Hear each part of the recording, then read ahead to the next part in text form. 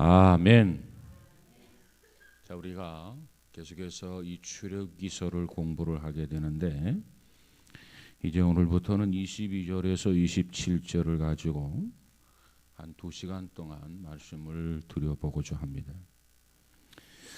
오늘 이 제목을 뭐라고 했느냐? 치료하시는 하나님이라, 이렇게 제목을 선택을 했어요. 치료하시는 하나님. 우리가 이 말씀을 듣는 중에 우리에게도 치료의 부분들이 있어지기를 주님의 이름으로 축복합니다. 자, 우리가 세상을 살다가 보면 모든 일이 기대한 대로 잘 이루어질 때가 있어요. 계획을 세운 대로 잘 진행이 될 때가 있어요. 그럴 때 얼마나 기쁘고 얼마나 감격스럽겠습니까?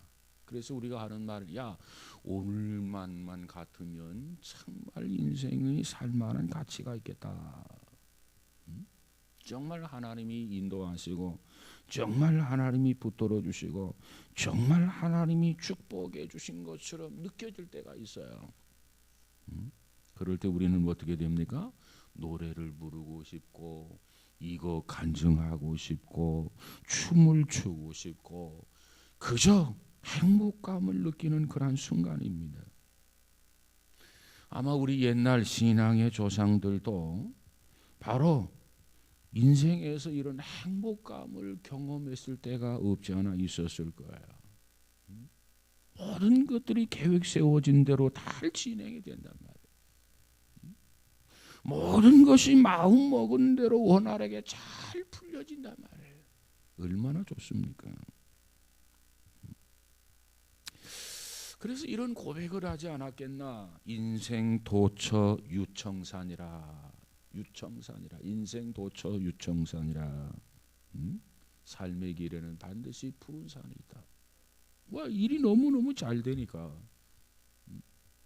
일이 너무너무 순수하게 진행이 되니까, 계획 세운 대로 모든 것들이 형통하니까 인생 도처에 푸른 산이다. 근데 문제가 있어요. 이런 행복감 우리가 경험하면서 너무너무 만족스러운 면들을 이렇게 경험하게 되는데, 우리의 삶 속에 이와 같은 족함과 이와 같은 행복감이 그처럼 오래 지속되지 않는다는 거예요. 오늘에도 이 만족이 있고 행복감이 있고, 내일에도 모레도 계속해서, 아니 한 달 동안, 아니 1년 동안, 아니 평생 동안 이처럼 행복감으로 해피한 삶을 살아갈 수만 있다면 얼마나 좋겠습니까? 근데 그러지 못하다는 거예요. 야, 오늘만 같으면 좋겠다. 이런 행복감을 느낄 때 그 다음 순간에 갑자기 캄캄해지고 폭풍우가 밀려오게 되고 하늘이 캄캄해지고 앞뒤 좌우에 길이 보이지 아니할 때가 없지 않아 있습니다. 그런 고난 속에서, 그런 역경 속에서 삶이 자꾸 꼬이고, 자꾸 삶이 형통하는 것이 아니라 자꾸 불통해지고, 그래서 신음하게 되고, 그래서 고민하게 되고, 그래서 밤잠을 자지 못하고, 그러면서 인생이란 도대체 무엇일까? 역시 인생이란 고통이다, 고해다. 그런 고난을 통해서 우리가 이와 같이 정반대의 결론을 내리고 싶은 그 순간이 없지 않아 있을 거예요. 다시 말하면, 반짝했던 좋은 청명한 날씨가 있는가 하면 어느 날은 캄캄한 어둠 속에 하루가 있을 수도 있다는 겁니다. 오늘 이 출애굽기 15장을 보면 바로 이스라엘 민족이 그런 상황을 경험하고 있어요. 자, 우리가 이미 공부했던 것처럼 출애굽기 15장 1절에서 21절의 내용이 뭡니까? 하나님을 찬양하는 거예요. 이 14장에서 출애굽을 경험하면서 하나님께서 기적을 베풀어 주시고 하나님께서 능력을 베풀어 주셔서 그 모든 것들을 눈으로 보고 경험을 했단 말이에요. 그들 모두가 체험을 했단 말이에요. 그래서 참을 수가 없었어요. 입을 벌려서 하나님의 성호를 찬양하고 경배했던 것이 15장 1절에서 21절의 내용이 아닙니까? 그저 그 하나님의 은혜에 대해서, 은총에 대해서 감사하고 감격을 노래했던 내용이 1절에서 21절의 내용입니다. 하나님은 기적이라고 하는 것을 행하면서 특별히 적들에 대해서 애굽의 군대들은 홍해 바다에 수장을 시켰어요. 그런과 동시에 이스라엘 백성들에게는 정말 안전하도록 하나님께서 인도해 주셔서 이 사건을 통해서 백성들에게는 구원의 은총을 베풀어 주었고 애굽의 마병들에 대해서는 심판이라고 하는 것을 베풀었어요. 이걸 경험했단 말이에요. 저들의 목전에서 하나님이 이렇게 역사하셨어요. 저들이 보는 그 상황 속에서 하나님이 이처럼 능력을 베풀어 주셨어요. 이것을 경험했던 이 백성들이 얼마나 기뻤고 얼마나 즐거웠던지 그저 신바람 나도록 1절에서 21절까지는 하나님을 찬양했어요.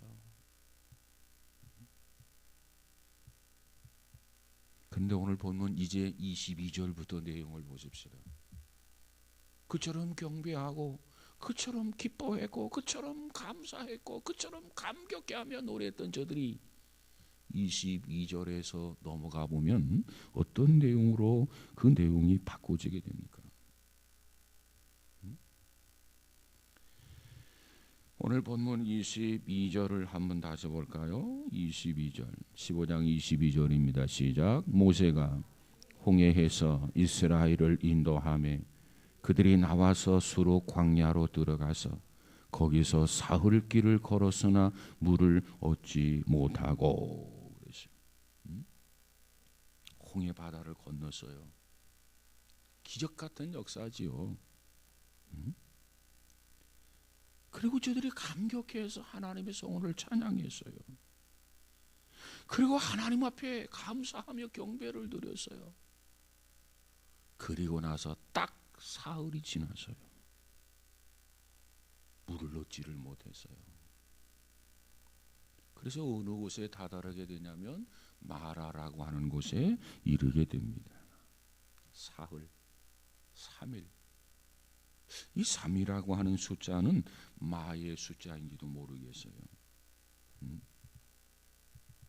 자, 이제 마라라고 하는 장소가 언급이 되어지게 되는데 이 마라의 뜻이 도대체 뭡니까?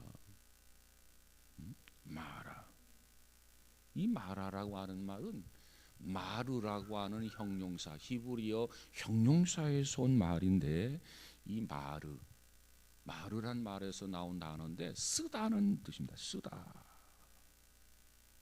여러분, 이 마라라고 하는 단어를 성경 본문이 아니고 다른 곳에서 혹시 경험한 적이 있으십니까?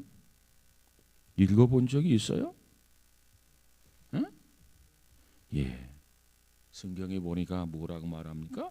나를 마라라고 불러다오 한 적이 있어요. 마라라고 불러다오.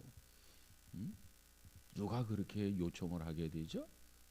룻기서에 가서 보면 나오미라고 하는 여인이 나를 나오미라고 부르지 말고 마라라고 불러다오 그랬어요. 하나님의 떡집 베들레헴에 어떤 기근이 임했어요.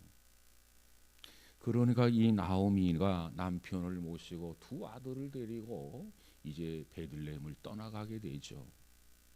떠나갔을 때 그의 생각은 아마 이곳에서 가뭄이 들고 더 이상 못 살겠다. 그래서 이제는 살만한 곳으로 이제는 베들레헴을 떠나서 이사를 가게 됩니다.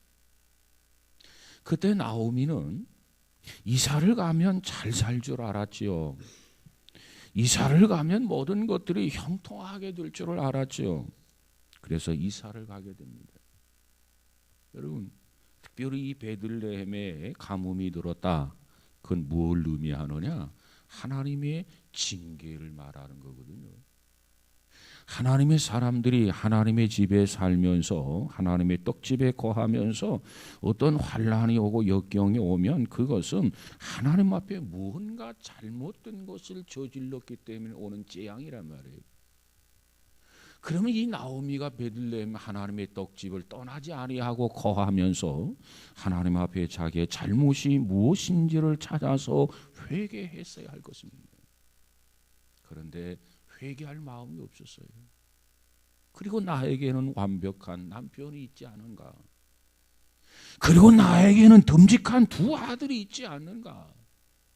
이처럼 나에게 남편이 있고 두 아들이 있는데 어디 가면 이것보다 못 살겠나?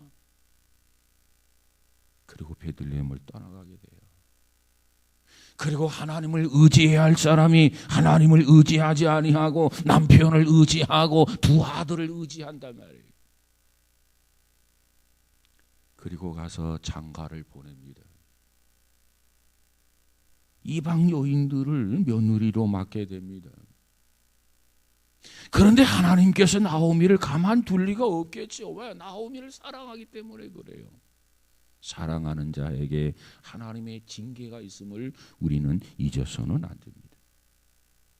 남편이 세상을 떠나요. 그런데도 나오미는 깨닫지를 못해. 야, 남편은 세상을 떠났지만 아직도 나에게는 듬직한 두 아들이 있다. 두 아들을 의지하는 거예요. 큰아들을 장가 보냅니다. 그런데 자식을 낳지 못하고 큰아들이 또 죽었어요. 그럼에도 불구하고 나오미가 깨닫지를 못해요. 그래도 나는 마지막 둘째 아들이 있지 않느냐. 둘째 아들을 또 장가 보내요. 깨닫지를 못하지요. 돌아설 줄을 몰라요. 회개할 줄을 몰라요. 그랬더니 하나님께서 둘째 아들까지 거두어 가시잖아요. 이제는 한 집안에 여인만 셋이 남아 있어요. 그리고 재산이라고 하는 것은 다 바닥났고, 그래서 나오미는 이제 자기 고향으로 고국으로 다시 돌아갑니다. 어디로? 갈 곳이 없으니까 고향 땅 베들레헴으로 다시 돌아가는 거예요. 그때 나오미가 돌아오는 모습을 보면서 온 마을 사람들이 뭐라고 말합니까? 이는 나오미가 아니냐 하면서 그를 맞아줍니다. 그때 나오미가 한 말이 바로 이거예요. 나를 나오미라고 하지 말고 나를 마라라고 불러다오. 철저하게 실패하고 철저하게 하나님 앞에 매를 맞고 바닥에까지 떨어졌던 나오미, 그가 말하기를 나를 나오미라고 부르지 말고 나를 마라라고 불러다오 그랬어요. 그렇다면 나오미라는 뜻이 무엇이고 마라라고 하는 뜻이 무엇이길래 이 나오미는 나를 나오미라고 부르지 말고 마라라고 불러다오 이렇게 말했습니까? 나오미의 뜻은 바로 이겁니다. 기쁨이라는 뜻입니다.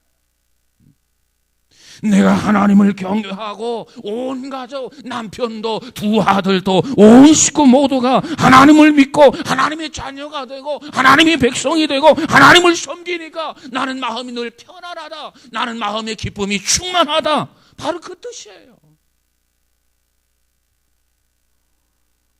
내 이름은 기쁨이지만은 지금 나는 그렇게 살고 있지 못하다. 나는 지금 내 이름값도 하지 못하고 있다. 나의 삶이 결코 기쁨이 아니다. 나의 삶이 너무나 고통이고 너무나도 힘들다. 그래서 이 나오미는 말하기를 나를 나오미라고 부르지 말고 나를 마라라고 불러다오. 이 마라라고 하는 곳은 홍해 바다를 건너서 사흘길에 위치한 곳이 바로 이 마라라고 하는 그 장소입니다. 사흘길. 만약에 그 많은 어린이들 그리고 노약자들 그리고 여인들을 데리고 행진했다고 본다면 열심히 걸어서 하루에 한 20km를 걸었다 그러면 사흘길이라면 한 60km 정도 걸지 않았겠나 그렇게 보여져요. 사막길을 걷다가 보니까 목이 말라요. 여러분 얼마나 목이 말랐겠습니까? 아마 하루는 가지고 갔던 물을 마셨는지 모르겠어요.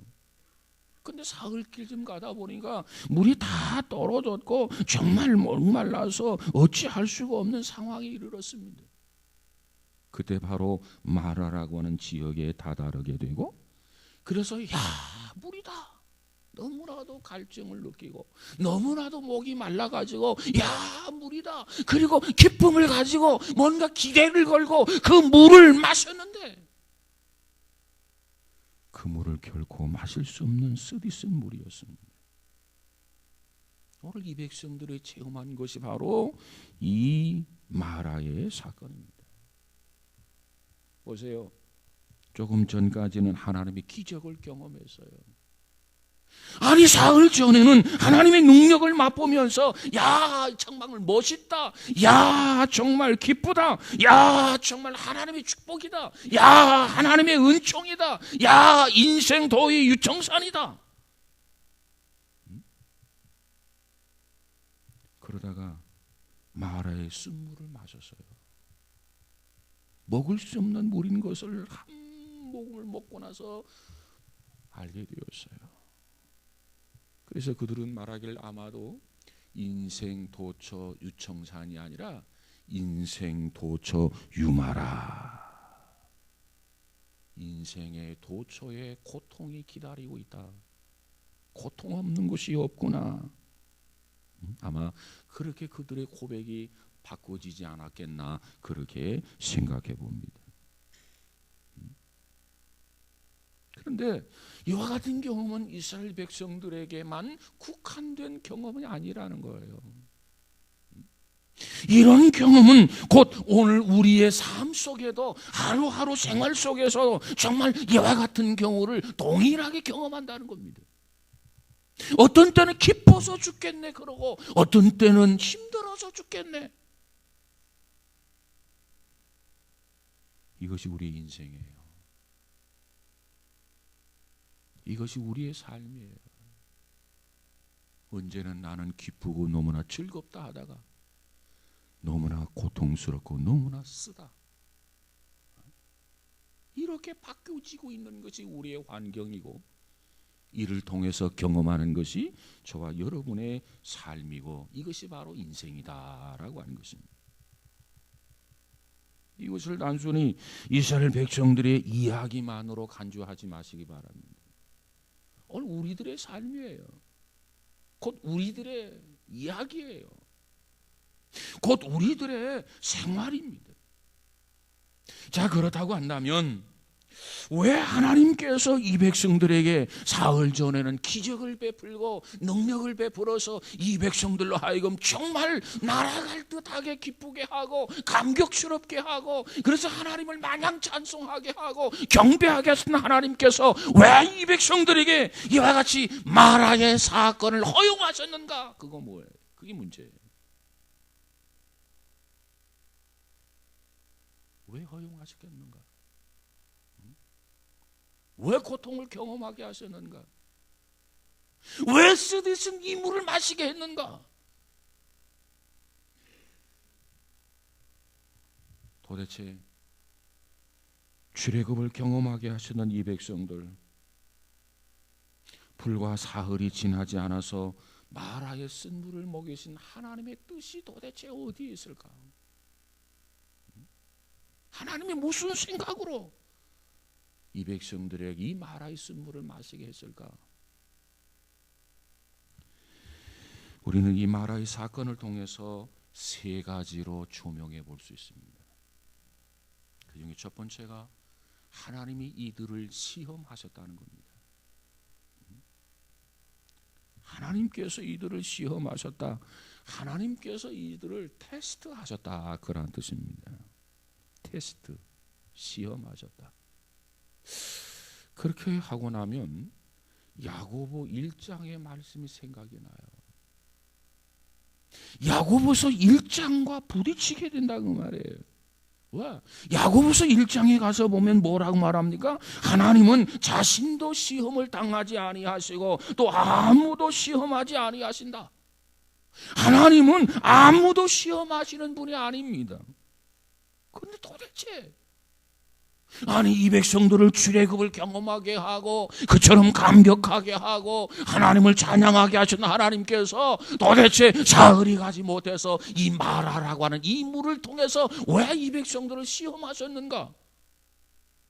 어느 곳에서는 시험하지 아니한다고 하셔놓고 왜 하나님께서 여기에서 시험하셨는가? 아마 궁금증이 더해질 것입니다. 어느 말이 옳은지 혼란스러울 것입니다. 그 부분을 한번 이 시간 같이 말씀을 좀 더 나눠보고자 하는 겁니다. 여러분, 오늘 여기에서 시험이라고 하는 단어, 우리가 이 시험을 언급하게 될 때 특별히 이 시험이라고 하는 단어를 우리는 조심스럽게 다뤄야 할 필요가 있다라고 하는 겁니다. 시험.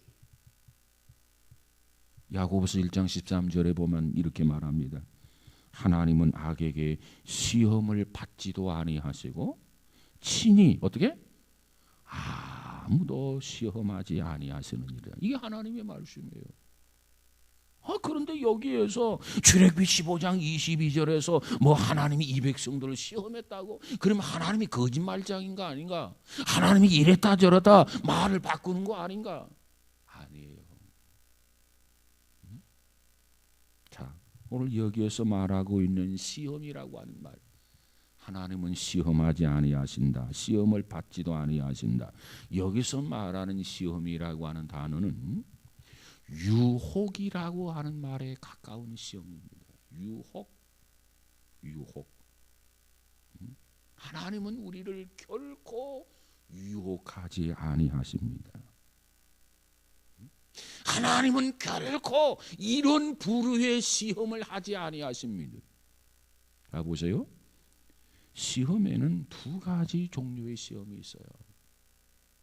하나는 파괴적 시험이 있고 또 하나는 건설적인 시험이 있습니다.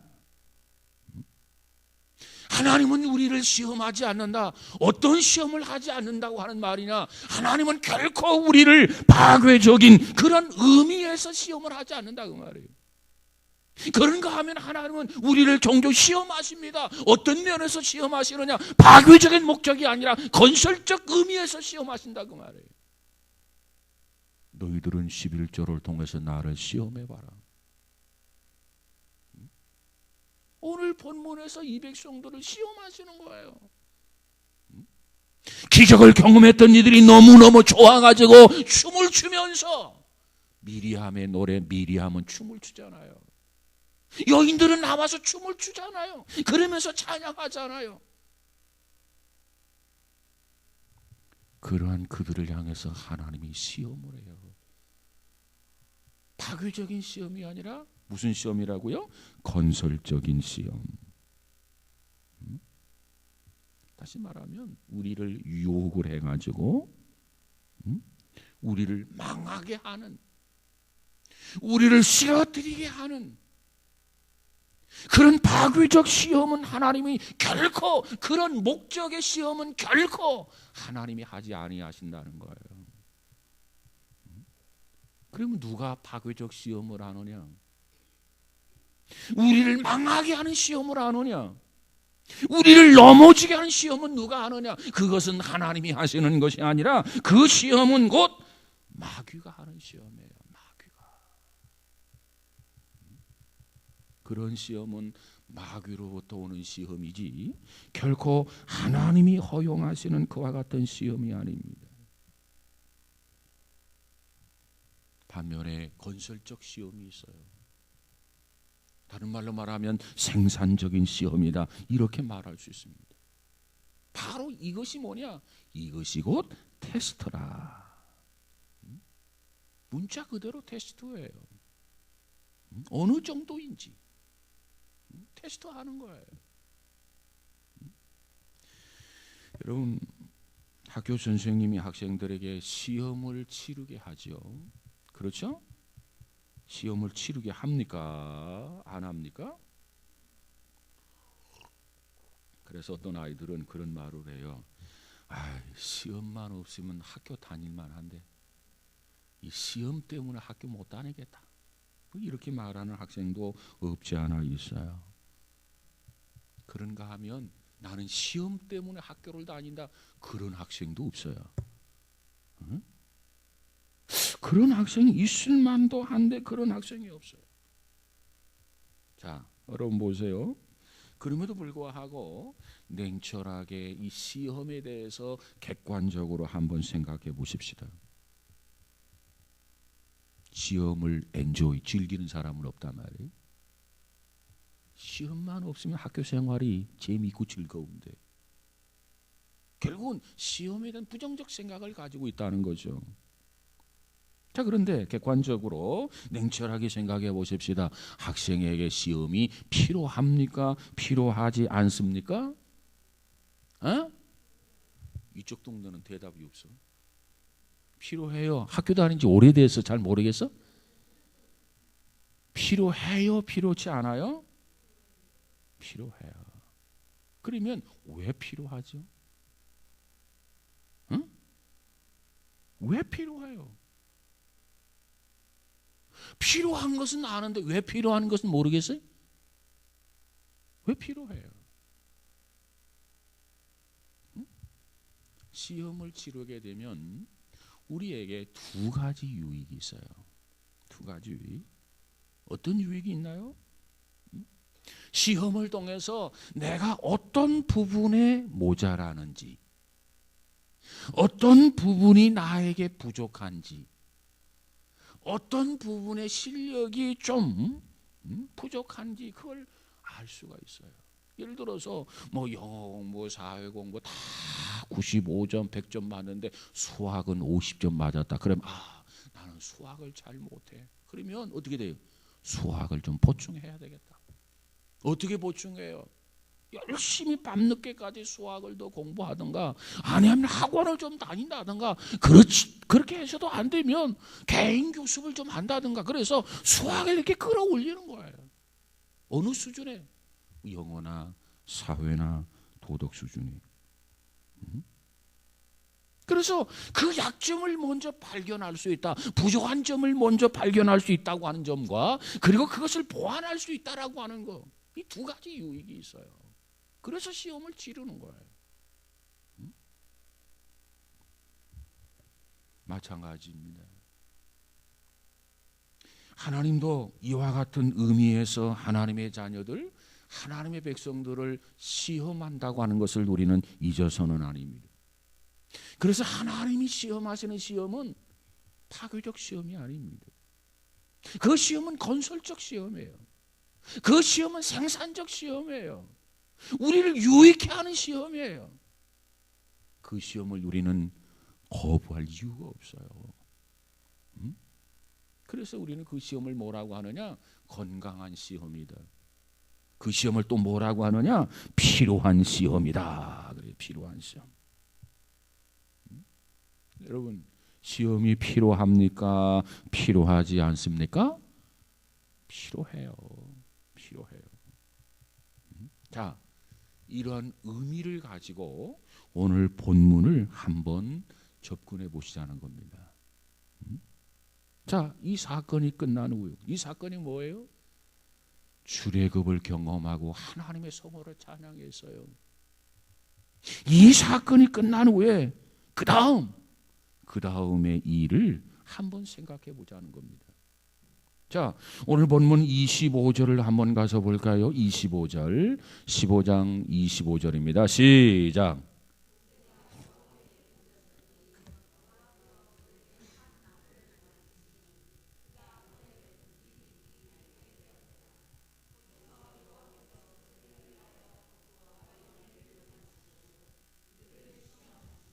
시험이라는 단어가 나와요, 안 나와요?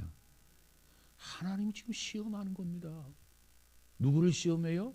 이스라엘 백성들을. 이스라엘 백성들이 지금 어떤 상황에 있었어요? 너무너무 흥분해 있어요. 너무너무 지금 감격해 있어요. 정말 이들이 정말 신바람 난단 말이에요. 그때 하나님이 저들을 시험해요. 저들을 멸망시키기 위한 파괴적인 시험이 아니라 저들을 잘되게 하려고 하는 생산적 시험, 건설적 시험을 하나님께서 마라의 사건을 통해서 이 백성들에게 하시는 것 믿으시기를 바랍니다. 그래서 우리는 이 사건을 어떻게 보느냐, 이것을 하나님의 시험 사건이다, 그렇게 봐요. 그러면 하나님이 시험하시는 사건인데 이 사건은 무익한 시험입니까? 유익한 시험입니까? 유익한 시험이에요. 유익한 시험. 다시 말하면 파괴적 시험입니까? 생산적 시험입니까? 생산적 시험이지요. 보세요. 어떤 면에서 이 백성들에게 건설적 시험이고 이 백성들에게 유익한 시험이고 이 백성들에게 생산적 시험이라고 말하느냐? 보세요.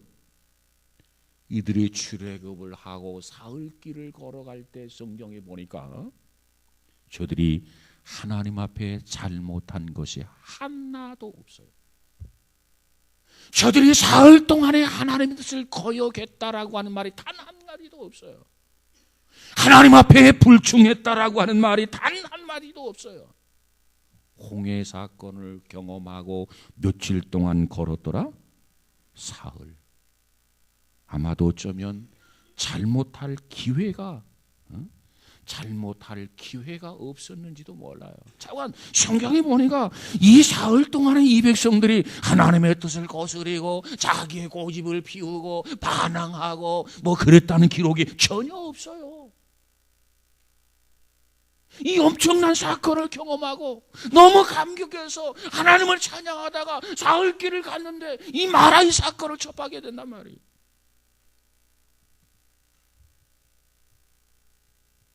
마라까지 누가 인도를 했죠? 출애굽을 경험한 이들을 마라까지 누가 인도를 하셨죠? 하나님이 모세를 통해서 인도했어요. 모세가 다른 곳으로 가자 그러는데 이 백성들이 파당을 지어가지고 야 모세야 우리는 그 길로 안 갈 거야, 우리는 이 길로 갈 거야. 그리고 고집을 부리면서 가다가 보니까 마라를 만난 게 아니야. 이 기적을 경험했던 이 백성들이 모세의 말을 순종하면서 모세는 하나님 앞에 기도하면서 하나님 앞에 음성을 듣고 하나님의 계획을 듣고 순종하면서 마라로 갔단 말이에요. 그것까지 인도하신 분이 하나님이에요. 그런데 고통이 와요. 그런데 마라를 경험하게 돼요. 하나님 뜻을 거스르고 불순종하는 가운데 이 고통을 경험했다면 저들이 하나님 뜻을 거역했기 때문에 불순종하고 자기 고집을 부리기 때문에 마라를 경험하게 하셨구나. 하나님이 이렇게 우리가 받아들일 수 있지만은 결국 그게 아니야. 하나님이 모세를 통해서 이들을 마라로 인도해 주셨단 말이에요. 인도를 따라서 갔어요. 순종하면서 갔어요. 그런데 뭐가 기다리고 있습니까? 고통이 기다리고 있어요. 이게 뭡니까? 오늘 본문 25절에 보니까 이것은 이 백성들을 시험하는 시험이었다는 거예요. 이 백성들을 잘못하게 하는, 이 백성들을 망하게 하는 파괴적인 시험이 아닙니다. 이 시험은 건설적인 시험, 이들에게 뭔가 더 잘 되도록 생산적인 시험의 목적, 의도를 가지고 하나님께서 이 백성들을 시험하셨노라고 오늘 본문은 그렇게 설명하고 있어요. 결과적으로 하나님은 이 백성들을 유익하게 하시려고, 잘 되게 하시려고 하나님께서 이와 같은 시험을 이 백성들에게 허락하셨더라 하는 겁니다. 여러분, 그렇다고 한다면 우리에게 내가 뭔 잘못한 것도 없어. 아무리 되돌아봐도, 아무리 하나님 앞에서 내 자신을 되돌아봐도 내가 하나님 앞에 범죄한 것이 없어. 내가 징계받을 이유가 없어. 하나님 나에게 이와 같은 고통을 주실 만한 이유가 없어. 그런 시험이 우리를 찾아온다고 한다면 우리는 그런 시험이 왔을 때 어찌해야 하는가? 하나님이 나를 잘 되게 하시려고 하는 거구나. 하나님이 나에게 건설적 시험을 하시는구나. 하나님이 나에게 생산적 시험을 하시는구나. 하나님이 나에게 유익한 시험을 하시는구나. 그러한 시험이 올 때 고통 중에서도 하나님 앞에 감사하고 하나님 앞에 기뻐할 수 있는 우리 모두가 다 되시기를 주의 이름으로 축복합니다. 근데 이건 아는데 현실적으로 힘들어요. 현실적으로 견디기가 어려워요. 현실적으로 너무 고통스러워요. 밤잠을 자지 못하겠어요. 머리로서는 아는데 감정적으로는 그걸 받아들일 수가 없어요. 그러면 어떻게 해야 합니까? 의지적으로 결단하고 의지적으로 기뻐해야 합니다.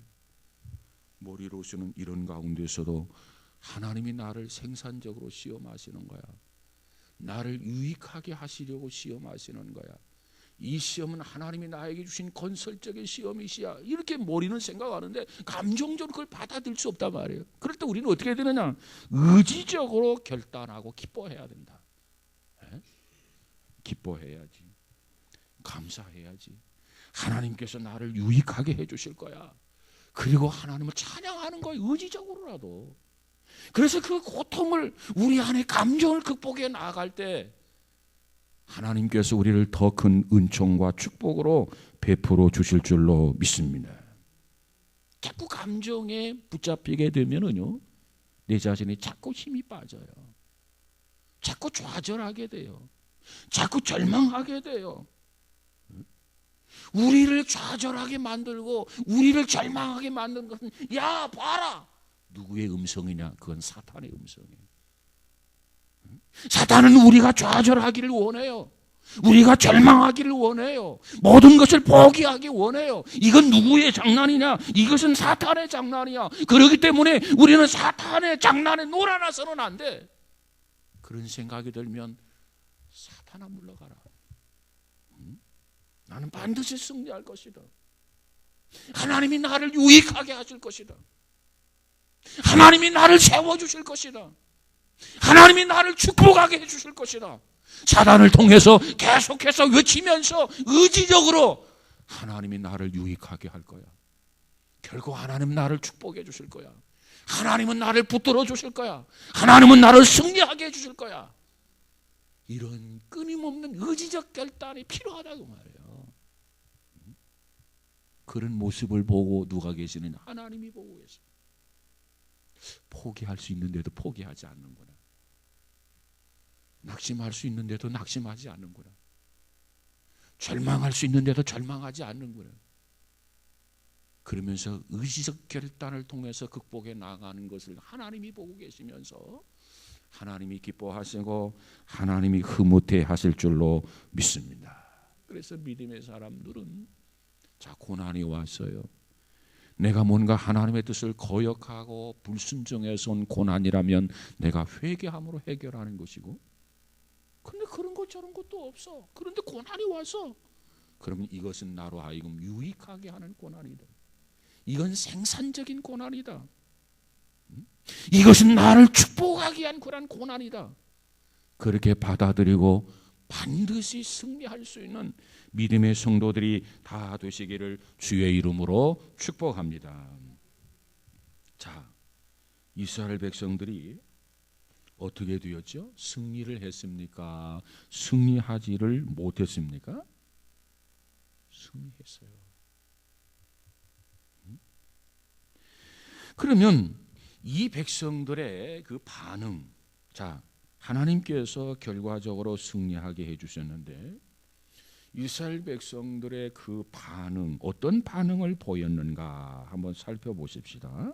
자, 출애굽기 15장 24절을 한번 가서 볼까요? 24절. 자, 시작.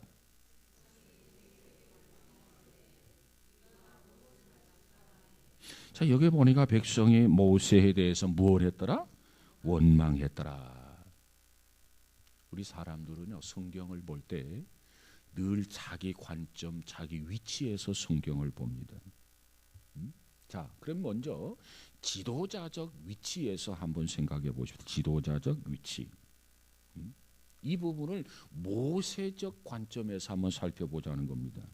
자, 이 말씀을 우리가 읽을 때 백성이 모세에 대해 원망하여 가로되 그래서요.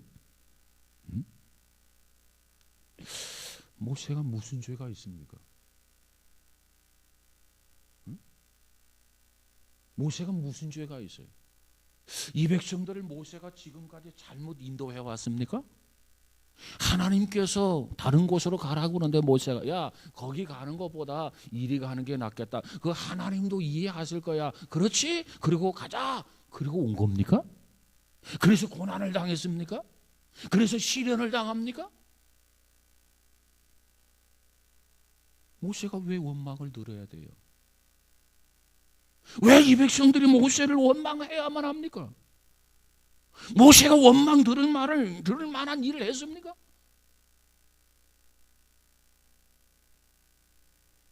원망 들을 일을 하지를 않았어요. 그럼 왜 원망을 드느냐? 여러분 우리 사람의 심리는요. 자기가 어려움을 당하게 되면 자기가 피하고 그 어려움에 대해서 비난의 대상을 찾아요. 이게 사람이에요. 자기가 잘못했으면 내가 잘못했으면 이러면 되는 건데 누구 때문에? 이게 어제 오늘 있었던 게 아니고 인류의 조상 시조였던 아담과 하와 때부터 있었던 거예요.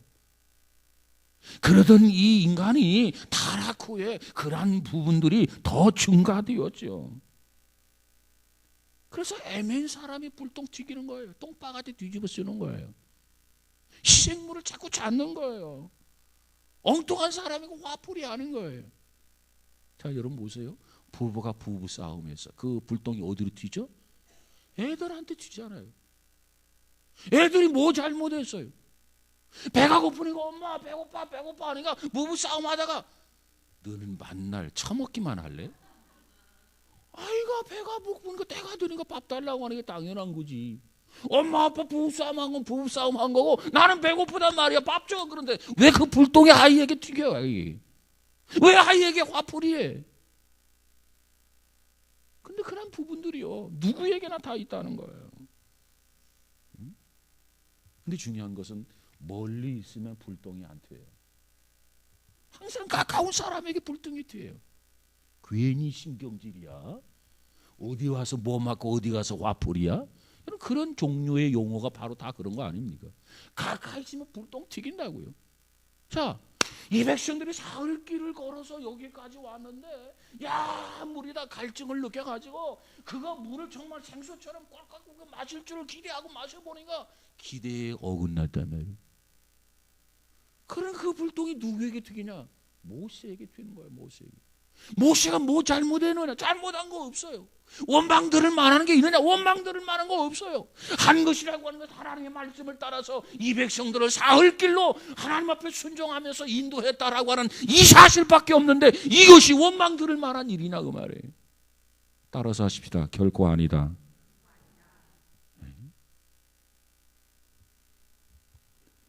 자, 여러분 평신도 입장에서 한번 적용을 한번 해보세요.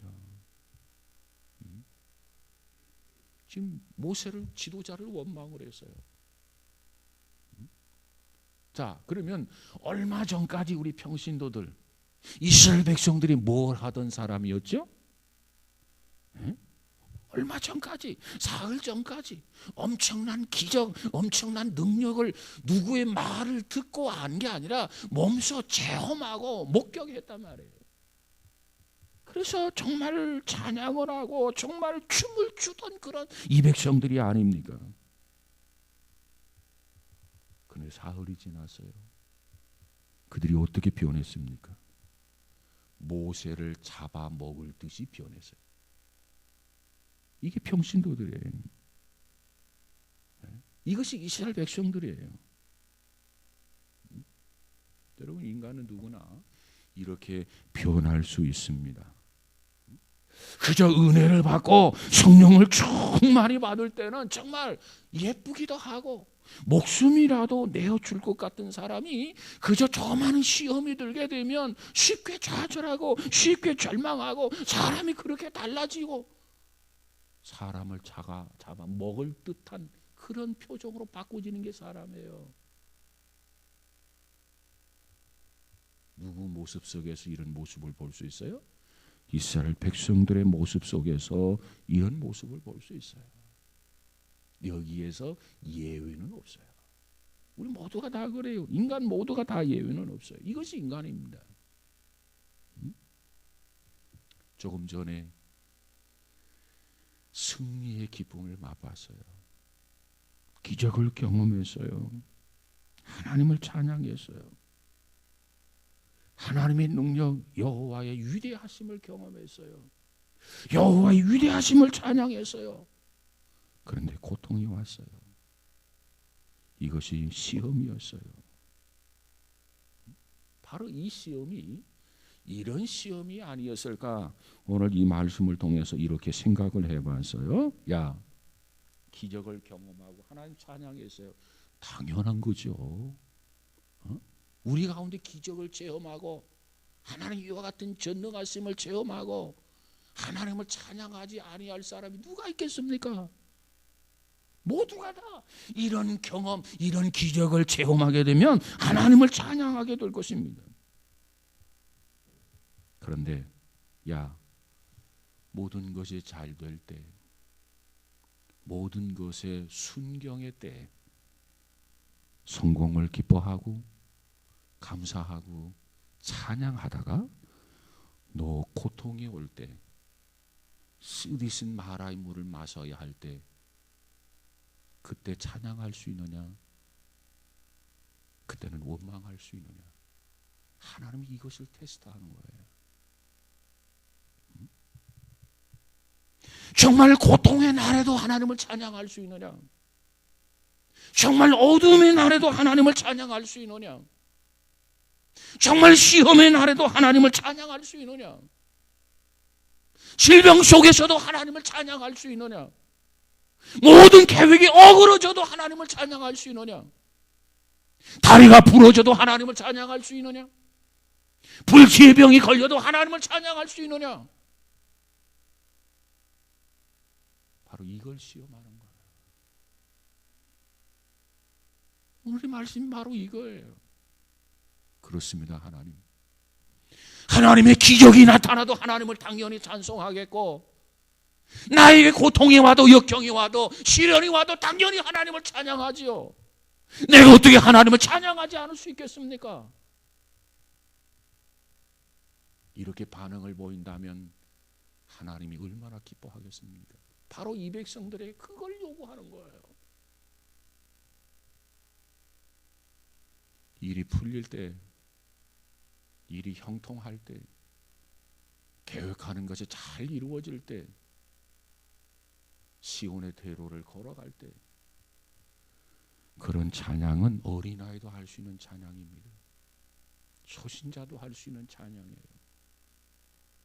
정말 우리가 믿음의 사람이고 하나님 앞에 직분자가 되었다면 어떤 고통과 역경 속에서도 욥이 말한 그대로 정말 입술로도 범죄하지 아니하고 하나님을 부정하지 아니하고 하나님을 찬양하면서 경배할 수 있는 그 믿음을 네가 나에게 보여줄 수 있느냐? 한번 테스트해보자. 바로 그거예요. 그거.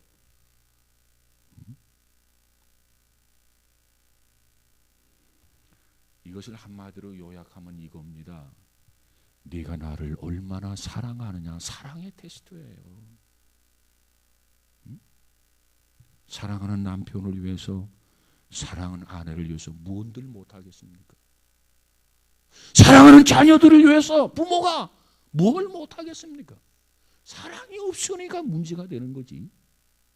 사랑만이 있으면 남편을 위해서 죽을 수도 있고, 아내를 위해서도 죽을 수도 있고, 자식을 위해서도 죽을 수 있는 것이 사랑의 힘 아니겠습니까? 그래서 하나님은 이 시험을 통해서 뭘 테스트하느냐? 네가 나를 정말로 사랑하느냐? 내 일이 잘 될 때도 나를 사랑하거니와 내가 힘들고 어렵고 고통스러울 때도 나의 사랑이 변하지 않느냐? 그걸 테스트하는 거예요.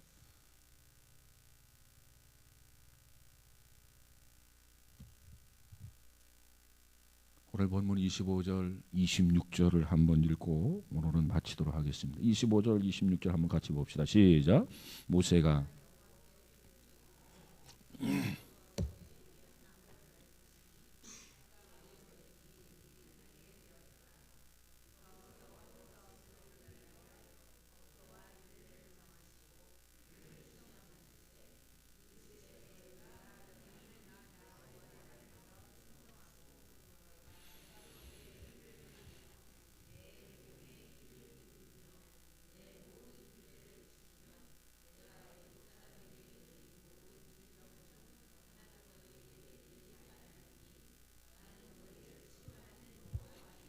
아멘, 아멘. 그렇습니다. 고통이 왔음에도 불구하고 여전히 말씀을 따라서 진리대로 네가 살겠는가? 삶이 아름다울 때, 축복이라고 느껴질 때, 성공이라고 느껴질 때, 모든 것이 내 기도처럼, 내 마음처럼, 내 계획처럼, 내 뜻대로 되어질 때만이 아니라 기도한 대로 안 돼요. 계획 세운 대로도 안 돼요. 여전히 자꾸 일이 꼬여요.